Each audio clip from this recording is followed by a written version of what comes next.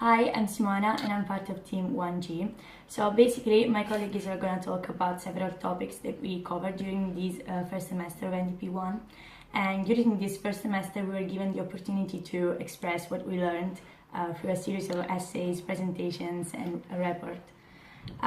So we're satisfied with what we achieved, and we hope that you will enjoy hearing us talking about all these business topics, such as business ethics, or globalization, or financial crisis, and so on.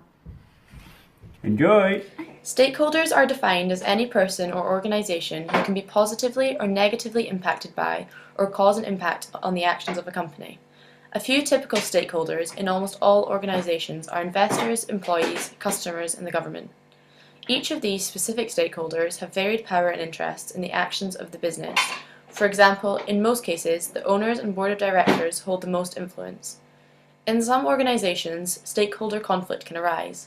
One example of this is when a business cuts wages in order to maximize profits, which will lead to a conflict against employees. In order to be successful, these situations should be minimized. In Week 8 in MDP, we looked at and had to write a group essay on the financial crisis, which was caused by poor management, which overall led to the economic downturn that is still an issue today. The financial crisis hit the Western world after September 2008, when the Lehman Brothers, a worldwide bank founded in 1850, collapsed, which was then followed by the so-called credit crunch, leading to one of the biggest recessions in history. One of the main reasons the financial crisis hit was the banks were not communicating with one another and created $2,000 billion which didn't exist. However, because the banks were not in contact, no one was able to foresee what was happening. This financial crisis was similar to that of the Great Depression, which occurred in the 1930s, as both were a result of mistakes in financial innovation and rapid credit expansion. In the last 30 years, globalization has played a significant part in the role of business in society. This is mainly due to the increased accessibility to internet sources, improved technology, and also the rise in the number of multinational companies. Globalization has been beneficial to countries and companies worldwide for a range of reasons. Society is able to benefit from free trade, have a broader target market, and have lower operating costs. As well as this, businesses are able to benefit from the vast opportunities accessible travel has given them, such as increased communication between countries. While it's been great for businesses, it's also benefited the developing countries that they have set up in. They pay tax to the country whilst also employing many people in that area. Different cultures are also able to spread, allowing varied cuisine, language, clothing, festivities, and beliefs to be enjoyed throughout the world. Therefore, globalization is a great way for businesses to expand and countries to take advantage of its increased communications. Talk about business ethics and corporate social responsibility. In MDP1, we done 2 weeks on these two subjects. I found them both to be really interesting, probably the best part of the course.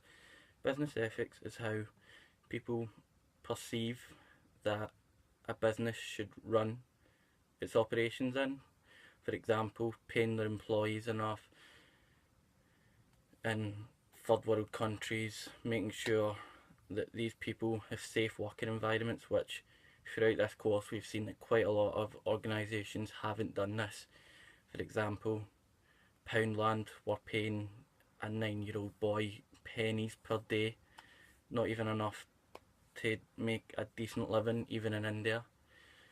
In corporate social responsibility, we were given the role of being representatives of a pressure group who weren't happy in the way that Abercrombie and Fitch were carrying out their business. They were seen to be favouring young and beautiful people. That would be the only people they would hire.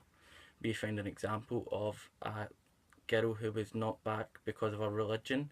She had to wear a headscarf, which conflicted with Abercrombie and Fitch's no hats and scarves policy in the workplace, which obviously isn't fair, as this is a religious matter and it needs to be done. In this challenge, we had to go up and then present our arguments against Abercrombie and Fitch's representatives. This was quite difficult as both groups obviously found out points which backed each other up. We were trying to say how it was wrong, they were trying to say how it was right, and it resulted in a really heated debate, and it was just really enjoyable. When you look back on it at the time, you're obviously pretty angry that these people were trying to undermine your argument by saying that it's fine to hire these people, etc., etc. Throughout the course, we also studied other stuff such as technologies in the business, how disruptive it can be. For example, we had a look at Uber as a disruptive technology, which was basically the new taxi mode that is currently sweeping the market. It's been really successful in America and it's now starting to come over to the UK. We found this a really interesting subject to study. It was relevant to us as some of us were users, some of us didn't know what it was about, so it was a good learning experience for everybody. There's also many other aspects of MDP that we covered that we just couldn't put in this one video. On the whole, we'd say MDP was really enjoyable.